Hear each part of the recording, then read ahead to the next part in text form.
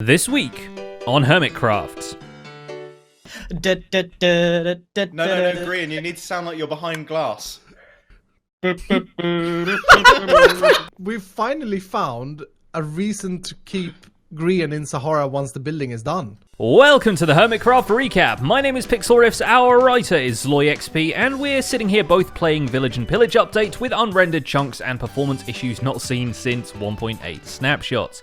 Thankfully, a hotfix is coming, as heard on Dinnerbone's Twitter and Mojang's Bug Tracker forums, so hopefully that will sort it all out and bring Hermitcraft to the wondrous world of the new trading system and real-life Scars cats. That is good news, because there's a lot of issues in 1.14, like rendering, and there's also issues with like village generation and pillager outposts, and Ender Dragon fights being broken, and wandering traders being broken. A bunch of stuff's broken, so hopefully that is fixed and we can upgrade successfully. To add to the good news, Doc M has just showcased a panic-powered iron farm that doesn't involve making a 5-story hotel populated by more entities than your hardware can handle. So even the iron farm scare is about to be worked around, which is nifty indeed. Will he be building this on the server after the update drops? Who knows? And for our next mystery, is water wet? The answer to these questions might just be the same. Yeah, the system is based on a design of Captain Wutex. Him and we spent quite some time figuring things out with very efficient, 5 to 6 times faster and more efficient than anything else out there. Oh, and hello! Just saw some golems spawning. And with all that out of the way, let's take a still very aquatic look at all the events and mishaps that occurred on the Hermitcraft server this week. I told you not to I'm look. I'm looking directly at it. I'm staring directly at the, I don't know, what do I call it, a cliff? Starting with Doc M, who is back on the server and making up for the lack of Joe Hills lately by showing everybody his vacation footage. Perhaps the blue skies of Spain inspired the new blue sky over the piston bolt tunnel, made of packed ice and white stained glass. And then there's some dark clouds brewing over the witches and hookah smoking Joe. And I really think this ties it together. It definitely renewed his passion for nature, and at this rate we might just see a 60s hippie revival of the NHO. So naturally he gravitates to the other hippie on the server during a live stream, and casts an appraising eye around the camper van once the resident sandal salesman has left. You got some spare change, man? For some sandals, my man? I'll be here. I'll be here at my protest, okay, man? Yeah.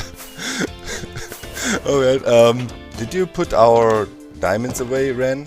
Oh, hey, Doc, what's up, man? Yeah, well, hey, Cracking. yeah, man. I mean, what's going on the server here? Do we have hippie bums hanging out now, uninvited? I mean, is the whitelist open? What's up with that? Suzuma is so weird, man. Yeah, no, dude, I'm with you. I mean, it's just unacceptable behavior, really. Yeah, You know, no, it's I'm gonna have to check this out. I mean, we might have to lodge a complaint. Since the RV seems to be parked there for the duration, Renbob might find himself with a roommate before long. Alright, yep. It's clear, chat, if you're listening, I need a Hip M77 skin. At least the sludge in the Concorp Lake has been fixed, and Renbob even got a formal letter with Concorp letterhead explaining their investment in his natural footwear business and the addition of some exotic fruits to his kitchen. The Hermit Hippie Collective actually received a fax message from Concorp just a few hours ago, man. We've cleaned up the sludge from the Concorp Coral Shop Lake in large parts thanks to your protest. Renbob happily samples the merchandise before reinvesting the diamonds in a subtle plug for Big Logs Inc. After a swift phone booth transformation back into his alter ego Ren Dog, the Fantasy District gets some more attention this week. The sugarcane farms have been adjusted for a more realistic height and decorated to look like dragon heads, and the relic that proved fatally attractive to the now very dead dragon comes together above the floating island, a giant crystal being contained by a ring of power, as though the Eye of Sauron had a hippie makeover as well. For the final details of this build, I wanted to make it look like the relic has been here for hundreds of years. So I've added a whole bunch of vines and foliage hanging off the edges of the rings. And I think that little bit of green added to the build has really brought the whole thing together. It's not the only Fantasy District landmark to get a makeover, since Ren and Joe Hills have been talking behind the scenes, and Ren has permission to transform Joe's early game brewing setup into something more fantastical. One time-lapsed hilltop and some stone brick framing later, it looks like False's clock tower is getting a long-lost twin brother. The Hermitcraft rail network also gets some love as Ren installs redstone workings for all the platforms at Grand Central Station and works on the Circle Line through the Modern District and past the Sahara campus. One more puzzle of the HRN is the curious location of the jet-boosted futuristic station and how to get to and out of it. Though Good Times with Scar did a great job with it, he might have overdone it on the futuristic part and made it too wireless for the rail beams to make sense. Not one to leave things unfinished, Scar expands the nearby hillside into a spiky peak reaching out to the floating rhombus and scraping the side of it just enough to put a railway between them. Right now. Call it what you told me off camera. It's not gonna hurt my feelings. It's the Nightmare Before Christmas cliff, right? A little curve right there, and it's I presume it's going to curl under as well. Have a little, skeleton on top. Yeah. Oh my god, when you said that, I about died. It's a work in progress, Cub. As per usual, the construction work attracted quite a number of undead locals coming out of the newly built caves. Or it may be that Sahara is built on cursed land or something, judging by the positioning of that one lightning strike.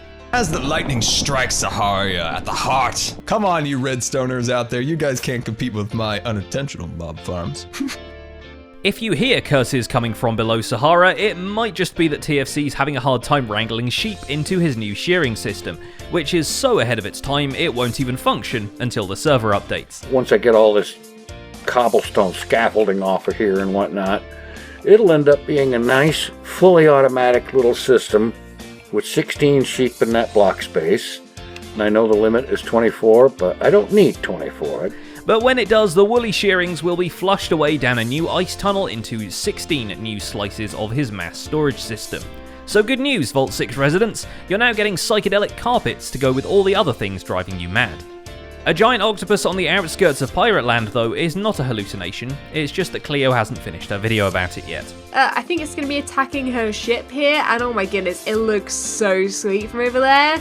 It looks so sweet, so I wanted to quickly come over and have a quick little peek at it. It's looking awesome. Warned by the presence of enormous sea life, False Symmetry returns to fortify the shoreline of the industrial district, inspired in part by Impulse's own recent return to form at his cliffside property. The exact same dock design as he has, or at least with the oak slabs, they're exactly the same height, so that if Impulse does want to connect the two, he can. The docks for unloading barges that aren't there yet have a sizable crane now, and a lighthouse that looks remarkably similar to the blue Bluebird microphone, just, red. But if you're worried about the weight of the infrastructure crushing her, don't be. It's a lighthouse. How is it that we use this joke in this exact context for this exact hermit twice now?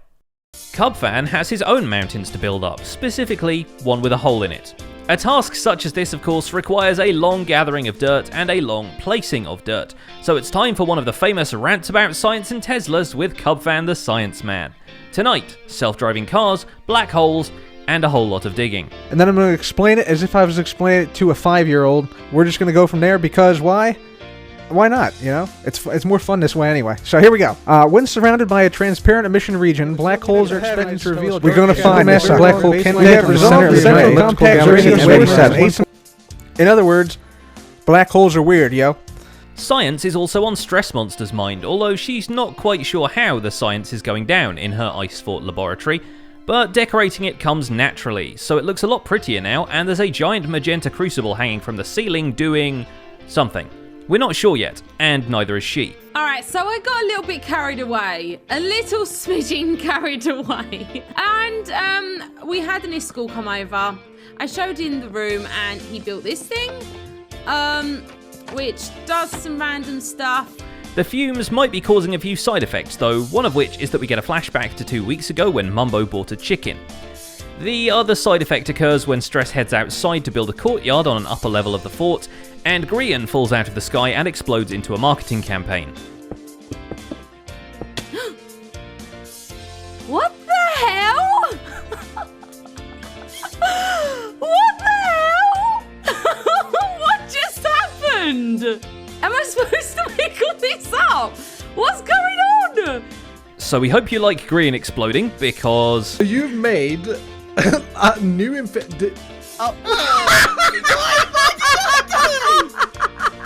that. You took all your armor off you. There's slime blocks underneath. With Mumbo at least halfway done renovating his new house and Iskall back from whatever it is Iskall do, an architects meeting had to happen. And with the three of them in one spot, it's no wonder Grian took the opportunity to sabotage it. Now here's the thing, guys. You can't even warn Mumbo and Iskall about what's coming with this infinity room. You can't even let them know, because I'm gonna film it in the same episode that I set it up. Working on this, I've been trying so hard. There we go. Oh no! For goodness sake! No. Welcome to the real. How did he not see the? Where am I now? Am I in a sub-infinity room? No! When a surprise infinity room was not impressive enough, the executives were quickly introduced to the smaller, more bouncy infinity room below it. Somehow Grian, the only person who could have been prepared for the surprise, was the only one who died of fall damage, so he's not the bouncing baby boy you thought he was. Between that and the parrot party going on in the background, the only business that was taken care of was everyone agreeing with what Iskall did and deciding that Iskall should do more things. Particularly the logo was confirmed as good to go, with minor adjustments. Definitely gotta put a mustache on this. And the package tracking system was well received, although they thought some music might help entertain customers while they wait. And since someone has been playing around with jukeboxes lately... Yeah, let's just place him here. No, Grian, you need to sound like you're behind glass. Admittedly, this whole meeting could have been covered by an email, but then we'd miss out on all the Grian shaming. How hard is it, right, to just center up? I'm gonna make the door 2 blocks bigger, and then you guys can shush. In his own time, Grian expands the Elytra course through more of the terrain and ponders if redirecting it through the Civil War area would compromise the historical legitimacy of the ruined countryside. For another blast from the past, Poultry Man makes an appearance, suddenly responding to a call left for him on the End Island. Instead of just giving eggs, he's just spamming chickens. Poultry Man, that's... you do you, Poultry Man. You do you. We're starting to wonder if the reason Poultry Man isn't a very good hero is that he doesn't articulate himself very well. Also, he returns to the server in a time of peace, right when Stress Monster comes back. Coincidence? Although with that said, Mumbo is also fostering the poultry now he's back on the server, building an oasis for his adopted chicken, Fedora, which not only involves building a desert with a lake and a palm tree, he also creates a diorama of the band Oasis. Was that a joke? That sounds like he made a joke. Zloy, are you writing jokes for Mumbo on the side? With all the excitement of his house move, he's missed out on stuff like the Sahara logo. Oh my word, when was that done? But he's happy to return to his base and finally set up the shulker box storage he talked about weeks ago, filling them up with the items he actually wants stored in them. And finally there's Iskall, who, when he's not literally falling for Grian's pranks, decides it's time to finally install a super smelter at his iceberg lab, since he and Stress Monster keep just placing furnaces when they want to cook anything other than XP farm cactus. Getting this underway requires ripping out the old sugarcane farm, and once he's determined that Minecraft 1.14 isn't going to help because blast furnaces only smelt ores and a smoker only does food, he hops into creative mode and starts trying to reinvent the super smelter. And to all of you sugar addicts out there, I will definitely be rebuilding a sugarcane farm, but building it a lot larger because I do need paper, and all the time I feel like I'm running out of paper. Speaking of cactus, by the way, now he's got the Sahara logo more or less approved by the management, there's just one more change that needs to be made. And it's a change both they and his comments section suggested. If it's going to have a cactus, it needs more mustache. So congratulations, pedants, your insistence that the Sahara didn't have plants like that has revived Bumbo Cactoni from the dead. You brought this on yourselves. And that's just about it for this week's recap. Our writer is ZloyXP and my name is Pixel Riffs. Tune in to this week's end screen for the grand finale of our Cobble Clicker series, in which we work out what a cube does. Don't forget to leave a like while you're still here and subscribe so you won't miss future recaps. Thanks for watching, and we'll see you next week.